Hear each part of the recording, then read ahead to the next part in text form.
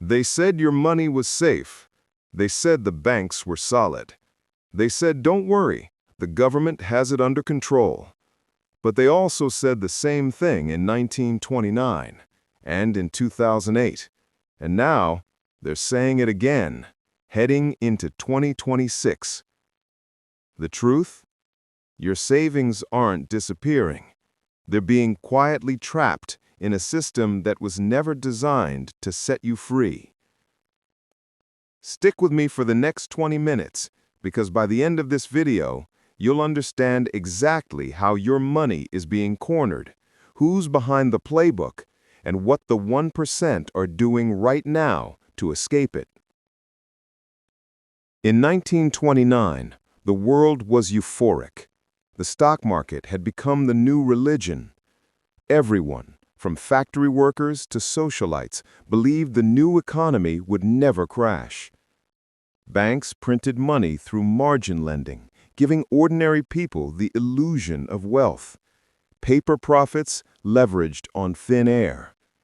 But beneath the surface, the system was rotten. When the music stopped on October 24, 1929, Black Thursday, it wasn't just a crash, it was a confidence collapse. Over 9,000 banks failed, savings accounts were wiped out, and millions realized that money in the bank meant nothing if the bank itself couldn't open its doors. Now, here's the chilling part. The same structural weakness is back, but this time it's invisible because it's digital. Today, your wealth exists as digits. You don't hold it, you view it. Your money is a promise, a line of code on a centralized database. In 1929, the banks controlled the vaults. In 2026, they control the servers. When liquidity tightens, or interest rates spike, or systems malfunction, you won't see men closing vault doors. You'll see a service unavailable notification on your screen. Sound extreme? Ask the depositors in Lebanon, Argentina, or even during the Silicon Valley bank crisis of 2023.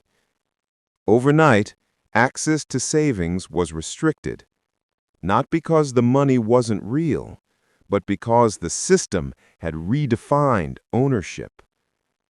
We are standing on the edge of the same cliff, only this time it's wrapped in convenience and branded as digital innovation. After the Great Depression, governments didn't just rebuild the economy, they rewired control. They created the Federal Reserve's dominance, gold restrictions, and tighter bank regulations, all for your protection. But history shows every crisis expands control upward. In 1933, President Roosevelt confiscated gold. Citizens were forced to hand over their real money for paper promises. Why? To stabilize the system. Fast forward. After the 2008 crisis, quantitative easing flooded markets with cheap money, again, to stabilize things. And now, as inflation bites, interest rates soar, and debt ceilings break, a new tool has entered the chat: central bank digital currencies, CBDCs. And that's where the 2026 trap begins. Governments call CBDCs a safer, faster, more inclusive form of money. But let's decode the corporate language. Safer means programmable. Faster means traceable. Inclusive means controlled access. Your money could soon come with conditions: spend limits, expiration dates, transaction tracking.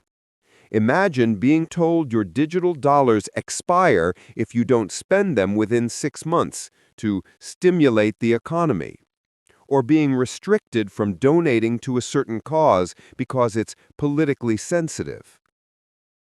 This isn't fantasy. China's e-yuan already works like this.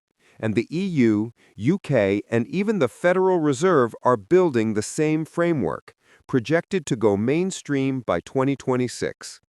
That's the modern version of the 1929 trap. Back then, banks closed your vault. Now they can close your wallet remotely. Inflation is the quiet confiscation of your savings.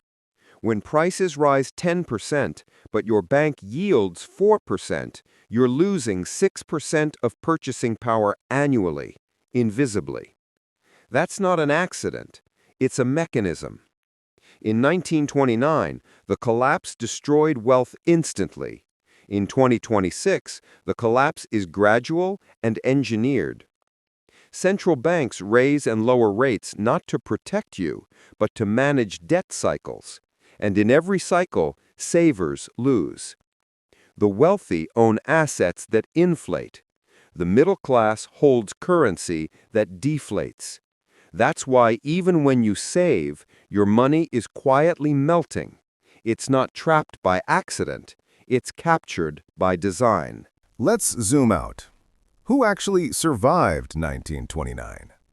Not those who saved in cash, but those who owned tangible assets, diversified income streams, and stayed liquid in opportunities.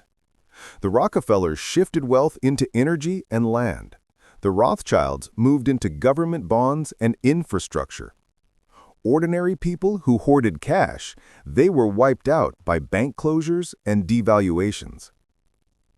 Today's equivalent strategy isn't about panic, it's about positioning.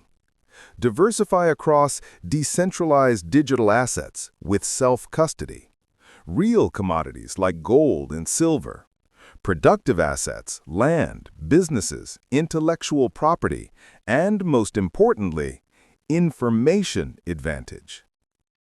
Because the game has changed. We're not fighting banks, we're fighting algorithms. 2026 won't feel like 1929. It'll feel faster, quieter, and more controlled. There won't be a crash headline. There'll be a restructuring announcement. Digital currency rollouts will replace bailouts, and the public will cheer, unaware they've just signed away financial sovereignty. But history rewards those who see the storm early. You can either be the victim of the reset or the architect of your own system. If you're still watching, you already think differently. You sense the pattern. You understand that the trap is real. Now it's time to act. Subscribe to this channel because every week we decode the financial architecture they don't teach in schools. Share this video. Someone you know has their life savings sitting idle in a system that's quietly resetting.